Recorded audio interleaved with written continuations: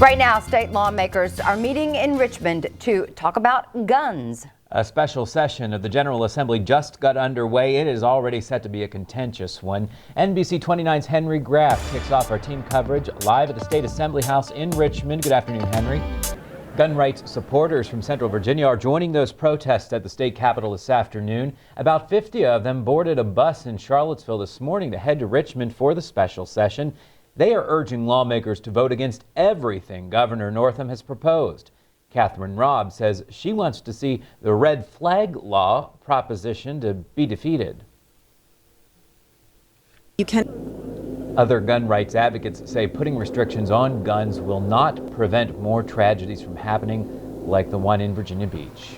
The feds are threatening to fine a Guatemalan woman seeking asylum in Charlottesville more than $200,000. Maria Chavalan-Sut came to the U.S. after she was threatened and her home was burned in 2015. She's lived at Wesley Memorial United Methodist Church for nearly a year. That church agreed to protect her from deportation. Now our news partner, the Daily Progress, reports Chavalan-Sut received a notice of intent to fine from Immigration and Customs Enforcement for $214,000. The church's lead pastor calls the notice a scare tactic. A Republican congressman who lost his re-election bid to a Democratic challenger last year is now launching a campaign for Senate. Scott Taylor announced his candidacy Monday. He wants to take on Democratic U.S. Senator Mark Warner in 2020.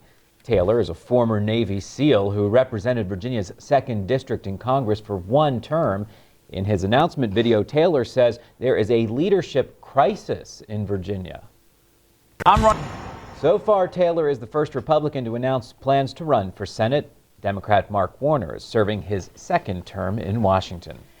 The Humanities Council of Virginia and a tech giant are working together to map and document slave dwellings all across the Commonwealth. The project started about 3 years ago between Virginia Humanities and Google Earth. They're using Street View technology to photograph slave dwellings. Many of the remaining slave dwellings are on private property and in bad shape, or categorized as something else on GPS maps.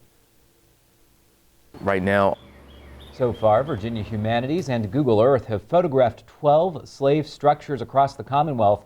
The goal is to continue documenting as many slave dwellings as possible so people can virtually visit them years down the road when they may no longer exist. Who would have thought to look through rats' nests, I guess I should say, for history, but it's interesting what they can find. I guess they scurry away with all kinds of different things. They have wallpaper, they could find some things like that, and that's pretty cool. Letters, notes in there. Heard of dirty rats? This is a history rat. Yeah, right? Usually you just find a mess in there instead of actual value, things of value. Well, a Virginia man is living the ultimate redemption story.